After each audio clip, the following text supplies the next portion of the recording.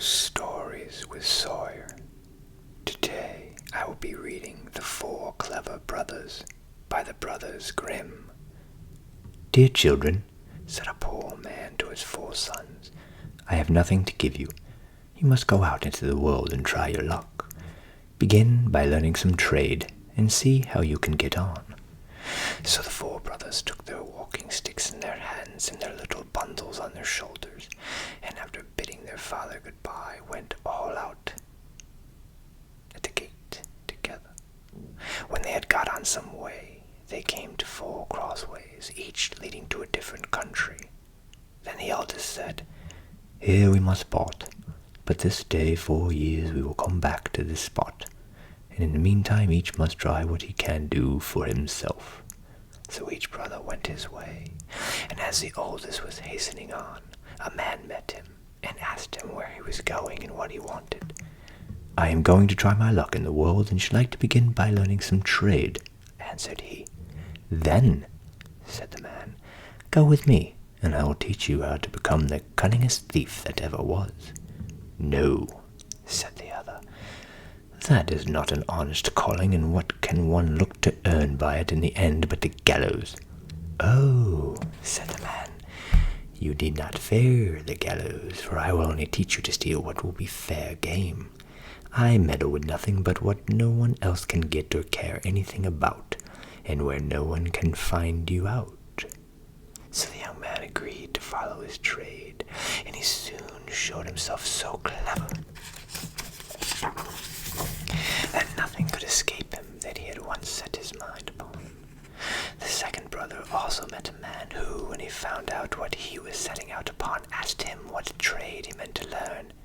I do not know yet, said he. Then come with me and be a stargazer. It is a noble trade, for nothing can be hidden from you, and you understand the stars. The plan pleased him much, and he soon became such a skillful stargazer that when he had served out his time and wanted to leave his master, he gave him a glass and said, With this you can see all that is passing in the sky and on earth, and nothing can be hidden from you. The third brother met a huntsman who took him with him and taught him so well all that belonged to hunting that he became very clever in the trade. And when he left his master, he gave him a bow and said, Whatever you shoot at with this bow, you will be sure to hit. The youngest brother likewise met a man who asked him what he wished to do. Would not you like, said he, to be a tailor? Oh no, said the young man, sitting cross-legged from morning to night, working backwards and forwards with a needle and a goose will never suit me. Oh, answered the man, that is not my sort of tailoring. Come with me, and you will learn quite another kind of trade from that. Not knowing what better to do, he came into the plan and learnt the trade from the beginning. And when he left his master, he gave him a needle and said, You can sew anything with this, be it as soft as an egg or as hard as steel, and the joint will be so fine that no seam will be seen. After the space of 4 years at the time agreed upon, the 4 brothers met at the 4 crossroads, and having welcomed each other, set off towards their father's home, where they told him all that had happened to them, and how each had learned some trade.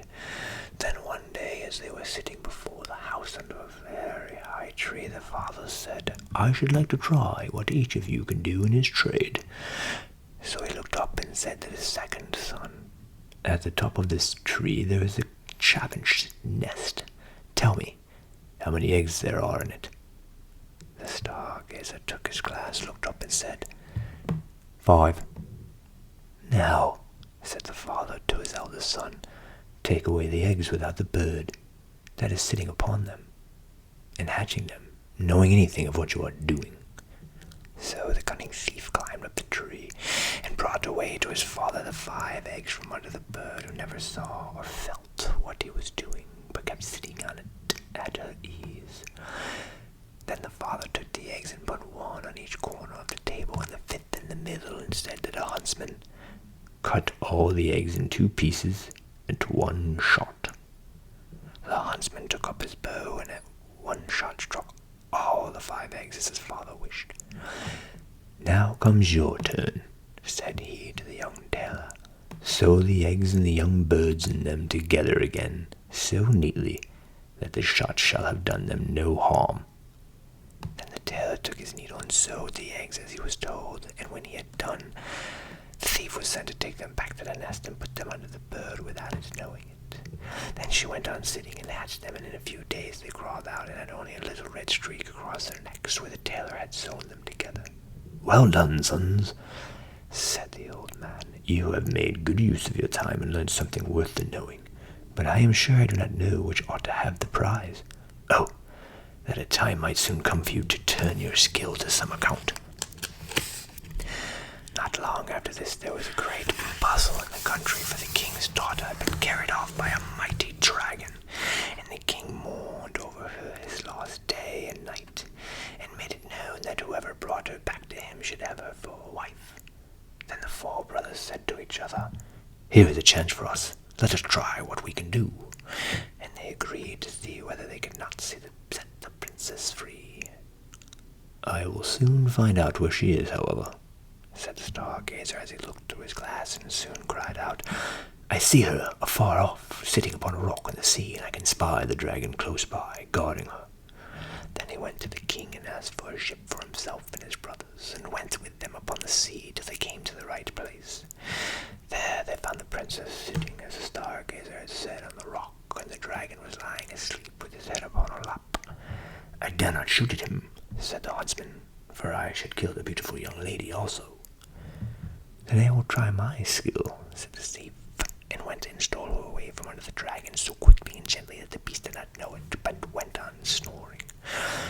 Then away they hastened with her full of joy in their boat towards the ship, but soon came the dragon roaring behind them through the air, for he awoke and missed the princess. But when he got over the boat and wanted to pounce upon them and carry off the princess, the huntsman took up his bow and shot him straight at the heart, so that he fell down dead. They were still not safe, for he was such a great beast that in his fall he overset the boat, and they had to swim in the open sea upon a few planks. So the tailor took his needle and with a few large stitches put some of the planks together and sat down upon them and sailed about and gathered up all the pieces of the boat and tacked them together so quickly that the boat was soon ready. And then they reached the ship and got home safe. When they had brought home the princess to her father, there was great rejoicing, and he had said to the 4 brothers, "One of you shall marry her, but you must settle amongst yourselves which it is to be." Then there arose a quarrel between them, and the stargazer said, "If I had not found the princess out, all your skill would have been of no use, therefore she ought to be mine." "Your seeing her would have been of no use," said the thief, "if I had not taken her away from the dragon, therefore she ought to be mine." "No, she is mine," said the huntsman, "for if I had not killed the dragon, he would have all of you torn up into pieces, and the princess as well." "And if I had not sewn the boat together again," said the tailor, "you would all have drowned, therefore she is mine." Then the king put in a word and said, "Each of you is right, and all cannot have the young lady. The best way is for neither of you to have her, and to make up for the loss, I will give each, as a reward for his skill, half a kingdom." So the brothers agreed that would be much better than quarreling, and the king then gave each half a kingdom, as he had said, and they lived very happily the rest of their days and took good care of their father.